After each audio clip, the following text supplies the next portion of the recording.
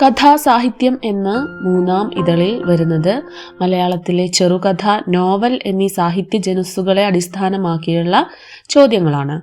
അപ്പോൾ മലയാള ചെറുകഥ എന്ന വിഭാഗത്തിൽ മലയാള ചെറുകഥയുടെ ഉത്ഭവവും വളർച്ചയും, അതേപോലെ രചനാ സങ്കേതങ്ങൾ, പ്രസ്ഥാനങ്ങൾ, ആദ്യകാല കഥകൾ, നവോത്ഥാന കാല കഥകൾ, ആധുനിക കാലവും ആധുനികോത്തര കാലവും, ഭാവുകത്വ പരിണാമവും മലയാള ചെറുകഥയും, അതുപോലെ തന്നെ ചെറുകഥാ വിവർത്തനങ്ങൾ എന്നിവയാണ് ഉൾപ്പെടുന്നത്. നമുക്ക് തുടങ്ങാം.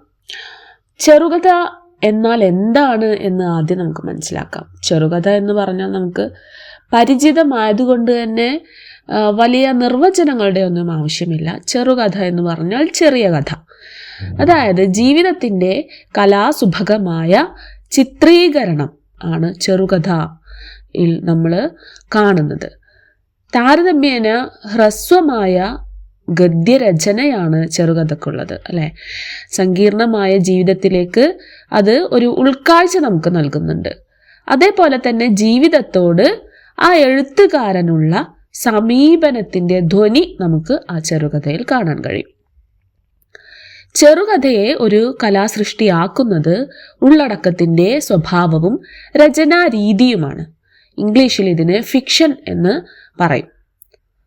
ആദിമകാലം തൊട്ട് തന്നെ നമുക്ക് കഥാഖ്യാനങ്ങൾ നിലനിന്നിരിക്കാമെന്ന് അനുമാനിക്കാവുന്നതാണ്. കാരണം ഗുഹാവാസികളായ നമ്മുടെ ആദിമ പിതാക്കന്മാർ അവർ നായാടി നടന്നപ്പോഴും അതേപോലെ കൃഷി ചെയ്ത് നടന്നപ്പോഴും അനുഭവിച്ച ആ ഒരു അനുഭവ കഥകൾ അവർ പൊടിപ്പും തൊങ്ങലും വെച്ചോ അതല്ലെങ്കിൽ ഏതെങ്കിലും ആഖ്യാന സങ്കേതങ്ങൾ ഉപയോഗിച്ചോ ആംഗ്യ ഭാഷയിലൂടെയോ മുഖഭാവങ്ങളിലൂടെയോ ഒക്കെ അടുത്തുള്ള തൻ്റെ അനുയായിക്ക് അല്ലെങ്കിൽ തങ്ങളുടെ മറ്റ് സഹജീവികൾക്ക് പറഞ്ഞു കൊടുത്തിരിക്കാം ഏതെങ്കിലും ഭാഷയിൽ.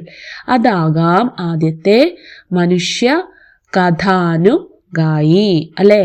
അപ്പോൾ മനുഷ്യ കഥ ആഖ്യാനം അങ്ങനെയാകാം നടന്നിട്ടുണ്ടാവുക. നമുക്ക് കിട്ടിയിട്ടുള്ള ഏറ്റവും പുരാതനമായ കഥ ഏതാണെന്നറിയോ?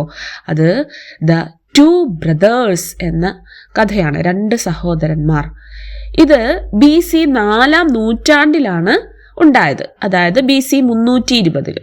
BC 6-ാം നൂറ്റാണ്ടിൽ ഗ്രീസിലുണ്ടായതാണ് ഈസോപ്പ് കഥകൾ. നിങ്ങൾ കേട്ടിട്ടുണ്ടാകും, അല്ലേ?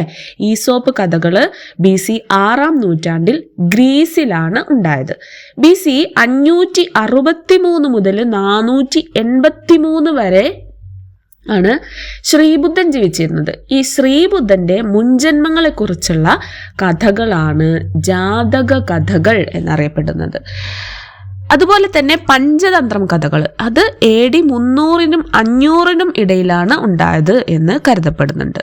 ഈ ജാതക കഥകളും പഞ്ചതന്ത്രം കഥകളും ഇന്ത്യയിലാണ് ഉണ്ടായിട്ടുള്ളത്. അതേപോലെ തന്നെ സോമദേവ കവിയുടെ കഥാ സരിത് സാഗരവും ഇന്ത്യയിൽ ഉണ്ടായിട്ടുള്ളതാണ്.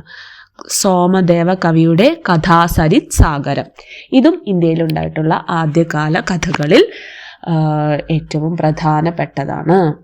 ഈസോപ്പ് കഥകളെ കുറിച്ച് പറയുകയാണെങ്കിൽ വളരെ ലളിതമായ ഗദ്യത്തിൽ ഏറെ ചെറുതായ കഥകളാണിവ. സംസാരശേഷിയും മനുഷ്യരുടെ സ്വഭാവമുള്ളവരുമായ മൃഗങ്ങളാണ് ഇതിലെ കഥാപാത്രങ്ങൾ. ഓരോ കഥയിലും ഒരു ഗുണപാഠവും ഉണ്ടാകും. രാജാവിനായി കൊതിച്ച തവളകൾ എന്ന കഥ ഈസോപ്പ് കഥകളിൽ പെടുന്നു. ജാതക കഥകൾ ഗൗതമ ബുദ്ധന്റെ ആത്മകഥാപരമായ അംശങ്ങൾ ഉൾക്കൊള്ളുന്ന ലളിതമായ ഗദ്യത്തിലുള്ള എന്നാൽ സംഭാഷണങ്ങൾക്കും ഏറ്റവും മികച്ച മുഹൂർത്തങ്ങൾക്കും പദ്യവും ഉപയോഗിച്ചിട്ടുള്ള കഥകളാണ് ജാതക കഥകൾ. പദ്യഭാഗത്തിന് ഗദ്യത്തിലുള്ള വ്യാഖ്യാനം തുടർന്നുണ്ടാവുകയും ചെയ്യും. വിഡ്ഢികളായ കാക്കകൾ ജാതക കഥകളിൽപ്പെട്ട ഒരു കഥയാണ്. അടുത്തത് പഞ്ചതന്ത്രം കഥകളാണ്. ബുദ്ധ പാരമ്പര്യമുള്ള ഹിന്ദു കഥകളാണിവ. ഒരു കഥയിൽ നിന്ന് മറ്റൊരു കഥയിലേക്ക് നാടകീയമായും രസകരമായും നീങ്ങുന്ന ഈ കഥകൾ മരമണ്ടന്മാരും ആനമടിയന്മാരുമായ 3 രാജകുമാരന്മാരെ മിടുക്കരാക്കി തീർക്കാൻ രാജാവ് നിയോഗിച്ച ഒരു ബ്രാഹ്മണാധ്യാപകൻ പറഞ്ഞു കൊടുക്കുന്നവയാണ്. കഥാസരിത് സാഗരമാണെങ്കിൽ തരംഗങ്ങൾ പോലെ ഒന്നിനു പുറകെ മറ്റൊന്ന് എന്ന രീതിയിൽ ബഹുശതം കഥകൾ ഉൾക്കൊള്ളുന്ന സോമദേവ കഥയുടെ കൃതിയാണ്.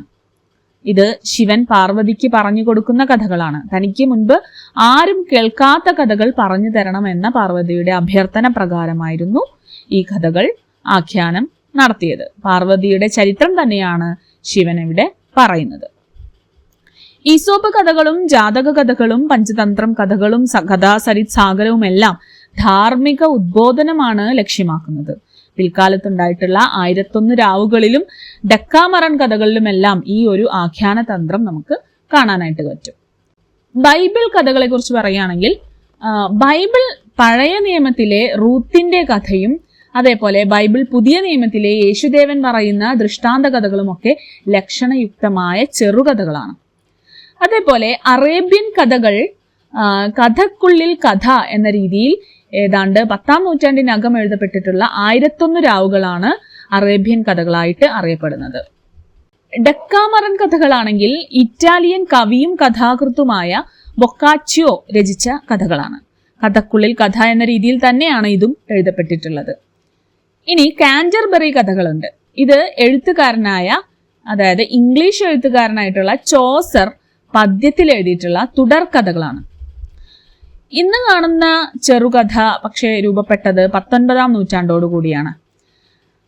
അമേരിക്കയിൽ എഡ്ഗാർ അലൻ പോ, ഒ ഹെൻറി തുടങ്ങിയവരും, ഫ്രാൻസിൽ ഫ്രഞ്ച് ഭാഷയിൽ മോപ്പസാങ്, അതേപോലെ റഷ്യയിൽ ചെക്കോവ്, ഇംഗ്ലീഷിൽ കിപ്ലിങ്ങും സോമർസെറ്റുമോമും ഒക്കെ, അതേപോലെ കാതറിൻ മാൻസ്ഫീൽഡ്, ജെയിംസ് ജോയ്സ് എന്നിവരൊക്കെ പ്രസിദ്ധരായ പാശ്ചാത്യ ചെറുകഥയ്ക്ക് അടിത്തറ നൽകിയിട്ടുള്ള പ്രസിദ്ധ കഥാകൃത്തുക്കളാണ്.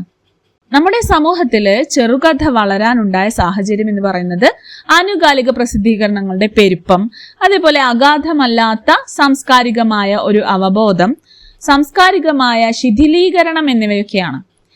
കൂടാതെ 2-ാം ലോക മഹായുദ്ധവും അതുമായി ചേർന്നുണ്ടായ തീവ്രമായ മാനുഷിക ഭാവങ്ങളും ചെറുകഥയ്ക്ക് ഇവിടെ ഒരു അടിത്തറ നൽകുകയുണ്ടായി. ഭാരതത്തിൽ രവീന്ദ്രനാഥ ടാഗോറിന്റെ കഥകളാണ് ഏറ്റവും പ്രശസ്തം. ബംഗാളിൽ ലക്ഷണയുക്തമായ ചെറുകഥകൾ അദ്ദേഹം രചിച്ചു. കാബൂളിവാല, തപാൽ മാസ്റ്റർ, വിശന്ന കല്ലുകൾ തുടങ്ങിയവയൊക്കെ അദ്ദേഹത്തിന്റെ ചെറുകഥകളിൽ പെടുന്നു. ടാഗോർ കഥകളുടെ സ്വാധീനം മലയാള കഥാകൃത്തായിട്ടുള്ള ഉറൂബിൽ കാണാൻ കഴിയും. ഏറ്റവും കൂടുതൽ കാണാൻ കഴിയുന്നത് ഉറൂബിലാണ് എന്നുള്ളതാണ് പണ്ഡിതമതം. ശില്പഭദ്രതയുള്ള കാവ്യമനോഹരമായ ഹൃദ്യമായ മനുഷ്യത്വം സ്ഥായീഭാവമായിട്ടുള്ള കഥകളാണ് ടാഗോറിൻ്റെത്. ഇനി നമുക്ക് മലയാള ചെറുകഥയിലേക്ക് കടക്കാം.